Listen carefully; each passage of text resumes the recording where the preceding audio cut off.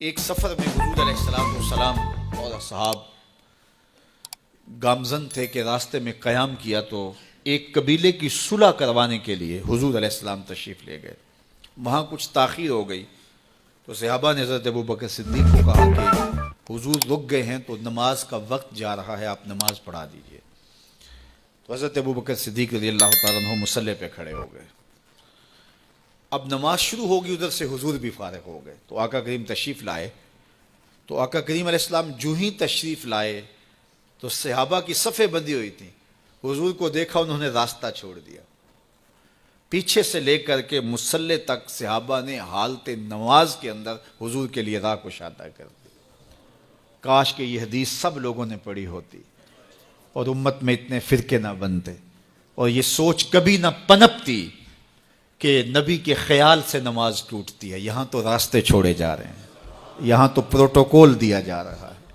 اللہ اکبر. اور یہ حدیث کہیں چھپی نہیں ہے، بخاری کے اندر چھپی ہوئی ہے. اللہ اکبر. آقا کریم علیہ السلام تشریف لائے تو صحابہ نے راستہ چھوڑنا شروع کر دیا. نماز بھی چل رہی ہے اور حضور کا راستہ بھی چھوڑ رہے ہیں. بالکل حضرت ابوبکر صدیق کے پیچھے آ کے حضور کھڑے ہو گئے. ابو بکر لا یلتفت یمینا ولا یسارا، جب آپ نماز پڑھتے تھے تو نہ دائیں دیکھتے نہ بائیں دیکھتے، پوری توجہ انہماک ہوتا. وہ اپنی کیفیات کے جہان میں ڈوبے تھے اور حضور آ کے پیچھے کھڑے ہو گئے. صحابہ نے اپنے ہاتھوں کی پشت پہ ہاتھ مارنے شروع کر دیے.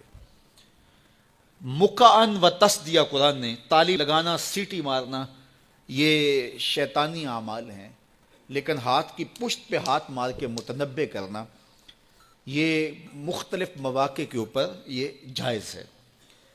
تو اب جب حضور آ کے پیچھے کھڑے ہو گئے اور صحابہ سمجھے کہ حضرت ابوبکر صدیق ایک استغراق کے عالم میں ہیں، ایک کیفیت کے جہاں میں ڈوبے ہیں، تو انہوں نے اپنے ہاتھوں کی پشتوں پہ ہاتھ مارنے شروع کر دیے. تو حضرت صدیق اکبر سمجھ گئے کوئی غیر معمولی واقعہ ہو گیا. دیکھا پیچھے حضور کھڑے تھے.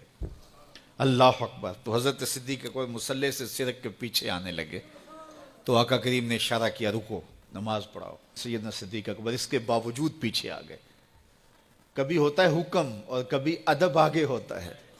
اللہ اکبر. حضرت سیدنا علی المرتضیٰ رضی اللہ تعالی عنہ کو کہا نا حضور نے صلح حدیبیہ کے موقع پہ، صلح نامہ لکھوایا جا چکا تو لکھا یہ محمد رسول اللہ اور قریش کی جانب سے ہے. تو عروہ نے کہا اگر محمد رسول اللہ مان لیں ہم تو پھر لڑائی کس چیز کی ہے؟ تو اس لیے محمد رسول اللہ نہیں، محمد بن عبداللہ لکھا جائے. تو وہ اس بات پہ بضد ہو گئے اور اگر ایسا نہیں ہوتا تو معاہدہ ٹوٹ رہا تھا. تو حضور نے حضرت علی المرتضیٰ سے کہا کہ چلو رسول اللہ کا لفظ مٹا دو. عرض کی میں تو نہیں مٹاؤں گا، میں تو نہیں مٹاؤں گا، یہ نام میں تو نہیں مٹا سکتا. پھر حضور نے خود مٹایا. اب یہاں حضور نے کہا ابو بکر رکو، لیکن حضرت ابو بکر نہیں رکے، پیچھے آ گئے. اور پھر حضور خیر مصلی پہ گئے، نماز ہوئی، سلام پھرا. تو حضرت ابو بکر صدیق رضی اللہ تعالیٰ عنہ کو حضور نے کہا ابو بکر جب میں نے کہا تھا تم رکے رہو تو تم کیوں پیچھے آئے؟ تو سنو حضرت ابو بکر نے کیا جواب دیا رضی اللہ تعالیٰ عنہ. کروڑوں سلام، لاکھوں عقیدتوں اور نیاز مندیوں کے خراج ان کی چوکھٹ پہ. عرض کرنے لگے ما کانا لابن ابی قحافہ ان یؤم رسول اللہ صلی اللہ علیہ وسلم. حضور ابو قحافہ کے بیٹے کی جرت کب ہوئی کہ رسول اللہ کے آگے کھڑا ہو کے نماز پڑھائے؟ یہ ابو قحافہ کے بیٹے کی ہمت کب ہوئی کہ رسول اللہ کے سامنے کھڑا ہو کے نماز پڑھائے؟ تو ادب پہلا کرینہ ہے محبت کے کرینوں میں. حضرت ابو بکر صدیق رضی اللہ تعالی عنہ نے اگر حضور علیہ الصلوۃ والسلام کی اطاعت اور حضور کی محبت، ادب، فرما برداری اور جانثاری کے انوکھے باب رقم کیے ہیں، لیکن حضور نے بھی ان کو جو اعزازات دیے. ایک خاتون آئی مسئلہ پوچھنے، آقا کریم نے فرمایا پھر آ جانا. اس نے کہا پھر آؤں اور آپ نہ ملیں؟ تو کہا میں نہ ملوں ابو بکر تو ملیں گے نا.